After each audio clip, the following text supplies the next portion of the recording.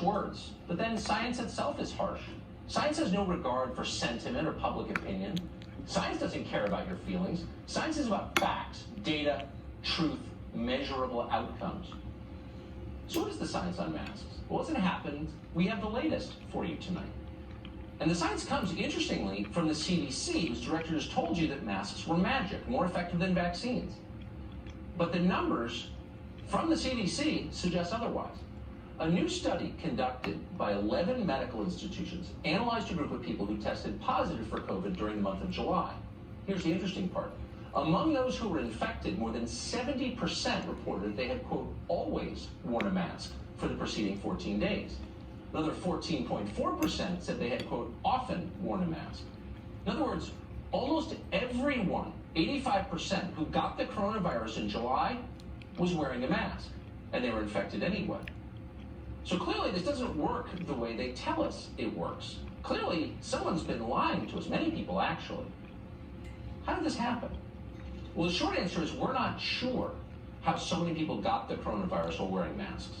But there are clues that our leaders appear to be ignoring. Here's one. According to a study published in April by researchers at several medical institutions, including Cleveland Clinic, surgical masks are actually ineffective at stopping the inhalation of small airborne particles.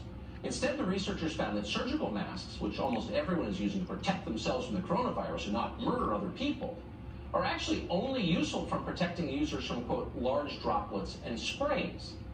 That's not how the coronavirus spreads. According to a letter signed by several researchers earlier this month in Science magazine, the biggest threat from the coronavirus, quote, by far, is when it's contained in small particles that can easily bypass face masks in aerosol form. Droplets quickly fall to the ground, but aerosol lingers. The researchers wrote that the tiny particles can remain in the air, quote, for many seconds to hours like smoke and be inhaled. The particles are, quote, highly concentrated near an infected person, but aerosols containing infectious viruses can also travel more than 6 feet and accumulate in poorly ventilated indoor air, leading to super spreading events. So if you've been wearing a mask at the table in between bites, this might come as a surprise to you. It's not what they told you.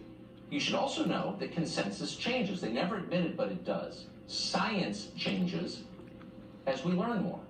It was only a few weeks ago that the same people yelling at you now for not wearing a mask were scolding you for considering buying a mask.